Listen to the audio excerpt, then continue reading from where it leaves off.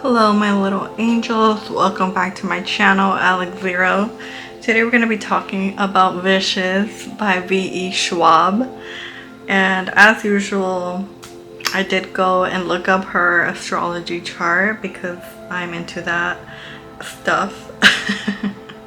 So we are going to talk about her chart first really quickly, just barely. So don't worry if you don't know anything about astrology, it doesn't matter, just look for your own birth chart and learn about it. But yeah, this is kind of what a birth chart looks like. This is V.E. Schwab's according to my Google search. Okay, might be wrong. She can email me if it's wrong, if she ever watches this.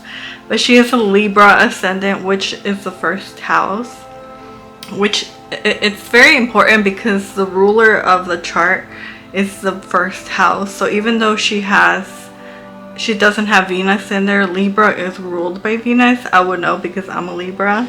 My sun sign is in Libra, and that's her first house, so that's her ascendant. And then her sun is in Cancer and her moon is in Scorpio, which was kind of surprising. Well, not really, because she wrote a book called Vicious, and then the second one is called Vengeful, I think. I haven't read the second one yet, but I will. And by read I mean listen to the audiobook because I don't have the physical copies. But yeah, I was very surprised. We're gonna get to that because so she has we have a lot of the same big three actually, because I'm a Cancer rising, Sun in Libra, Scorpio moon as well. So let's get into Vicious. We have, I think I did take some notes. Okay, good, yeah, so that I would remember the character names and stuff like that. First we have Eli, which I really liked. I really liked him. I'm gonna try to talk about it without spoilers first. Eli, short for Elisha, I think. He was, I think, definitely the villain of this story. The second one, the antagonist, would be Victor. And then Serena, Sydney, and Mitch. They're pretty much kind of like the two main ones are Eli and Victor, but the other ones are like their friends, their helpers, whatever, in the story. And so this audiobook, I listened to it a few months ago, and then I went back a couple of days ago and listened to it again because I kind of had forgotten details, and details matter to me. Virgo rules my third house, and I have Venus and Jupiter in Virgo. So details are very important to me. So I was very glad when she went into their backstory. The story, Vicious, does go back and forth in time from when the two main characters, Eli and Victor, are in college. And so yeah, we do get a little bit of backstory to all of the characters actually, to how they get to their power. I don't know if that's a spoiler, but this book is about like X-Men type powers, okay, how they develop them. And I thought that was kind of interesting. I thought she kept it pretty grounded, I would say, but I'm not a good judge of character for that because I like intense stories.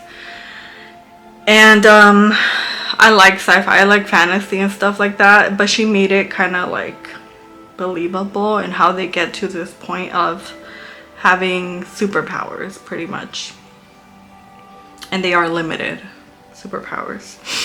Let's start with Eli. We do get a little bit of his backstory. So he has parents that were very religious, I think, from what we got very little on Eli, and I would have liked more. Maybe in the second book we'll get more, but sorry, I'm getting a little sniffy. But yeah, he has a girlfriend in college when we first meet them, and he is very smart, very chill. Also, I would like to say that this book is very analytical, so I really thought her moon sign was going to be in an air sign. So yeah, I'm not sure if the birth chart is very accurate because this this story, I think, would be better for people who like smart, very surface kind of, not to say not in a bad way, but kind of like surface level type of story, type of character. She doesn't really go too deep into the characters all that much. That could be because they're kind of like antisocial personalities, which there were signs of this. There were like hints. We get, I think, the most of the book is through Victor's point of view, unfortunately, because I like Eli more and I wanted to go more into Eli's point of view because he's kind of crazy. So I found it hard to understand him. The best solution I could have come up with to describe Eli and what he does in this story is that he is a hypocrite, because he is one of them, but he's like saying that there's something wrong with them and that they are like missing like a soul or something. And like I said, he does have a religious background, and you know how religious people can be. No offense if you're religious, but a lot of people have died over religion. And so yeah, I think that pretty much tells you everything right there.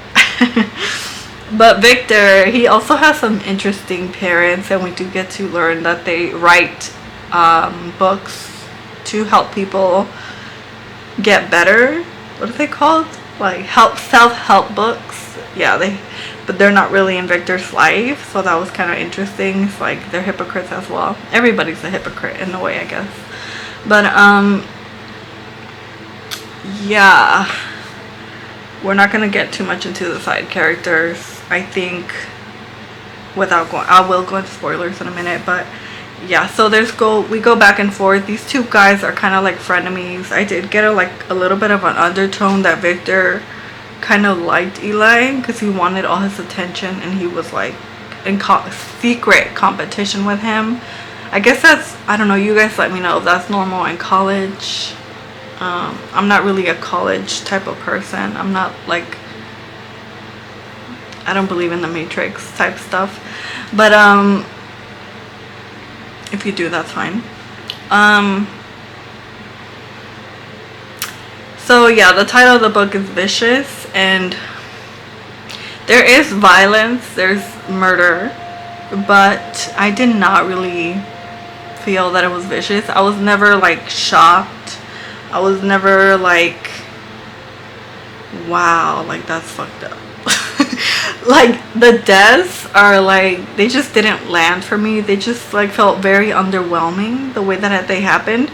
I think because I didn't get a chance to connect to any of the characters, which is why I said that I thought she was more of an like an analytical, logical type of writer more than an emotional type of writer, because she didn't write the characters in a way that I cared about them, unfortunately, which is important as a writer. You have to, even if the characters are not good, quote unquote good per se, which none of them are, except maybe Sydney. I think she's kind of a good character, but she's very young, so there's still time for her to be corrupted. But yeah, the title, it didn't land for me. It wasn't, there was none of the deaths affected me in an emotional way. And I'm an emotional person. I'm a sensitive person. I'm a Cancer rising. I have Scorpio moon. And yeah, these characters were just like, okay, whatever. Like, it was very anticlimactic as well, the ending. Which some people could disagree with me. I just thought it was not shocking. It was not like, ooh, oh my god. Like, it was not vicious for me.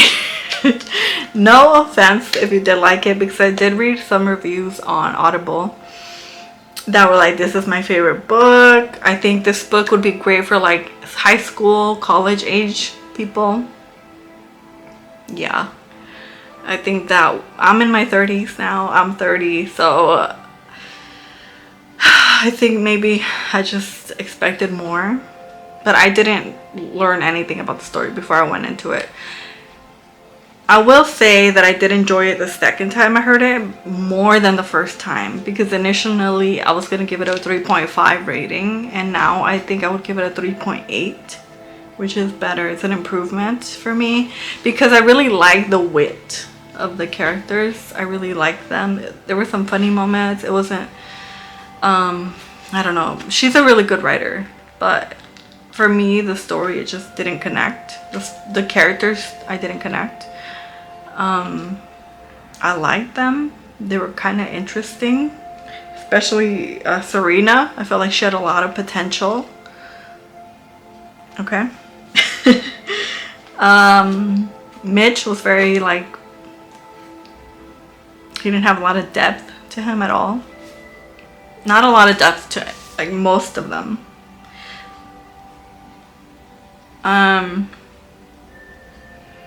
They do bad things, but it's just like, okay. I don't know why. You let me know how you like the story if you read it. I guess I'll go into spoilers really quickly. None of them die. They do hate each other, Eli and Victor, because Victor is a very selfish person. I think he's a sociopath or something. He definitely has the antisocial personality, especially after he dies and comes back.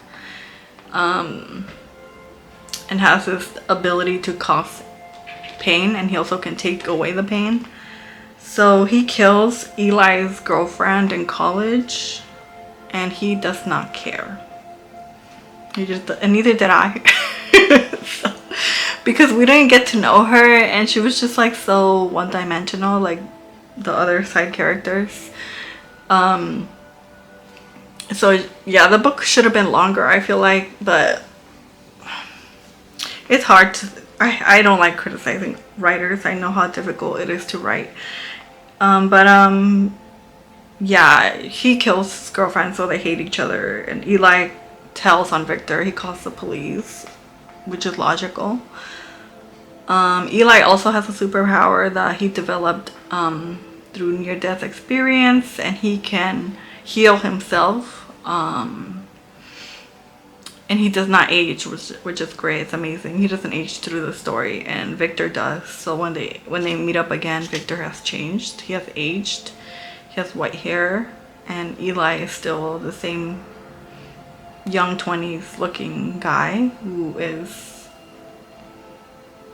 you know, very crazy because he's out there killing other EOs, and he is himself an EO. So that was like why I called him a hypocrite, like the ultimate hypocrite. But Serena, I really liked her. I thought she had a lot of potential. I did not like that she had so much self-hate, because she had the best superpower. She could manipulate people into doing whatever she wanted by just talking to them, just telling, like, do this, done. She could get people to jump off a bridge for her, which was amazing. I would love that superpower. No, but Eli's power is really cool as well. I would definitely like that superpower. Never aging, healing yourself. But yeah, like I said, I would give it a 3.8 because at the end, Eli does go to jail because he kills Victor. And Sydney's superpower is that she could bring people back to life, and dogs too. So I was not surprised when they went and they got Victor out of his grave. I knew that was going to happen as soon as I knew her superpower, Sydney's superpower. Serena and Sydney are sisters. There's a betrayal there, but that was probably the worst thing for me because they're sisters. And yeah, that's it. I would give it a 3.8. Like I said, the title, I would have said call this one Vengeful, and the other one, we'll see what I would call the other one, because the other one is actually called Vengeful. So yeah, that's the book review. Let me know what you thought about this story. I'm sure you have your own opinion, as we all do. But yeah, I think she's a great writer. I think I needed more to connect to the characters. But yeah, it just didn't land for me. I thought it was alright. I would not reread it or listen to it again. No.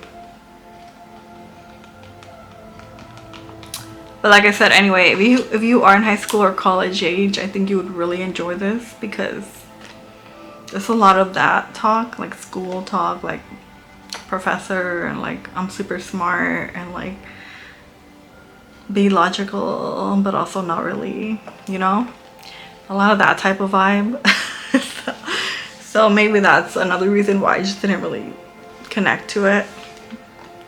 But I would like to know, to like hear more about their prison stay. Victor and Mitch, they meet in prison, and that was very interesting to me. I've always had an interest in that horrible side of life, which is prison and hell.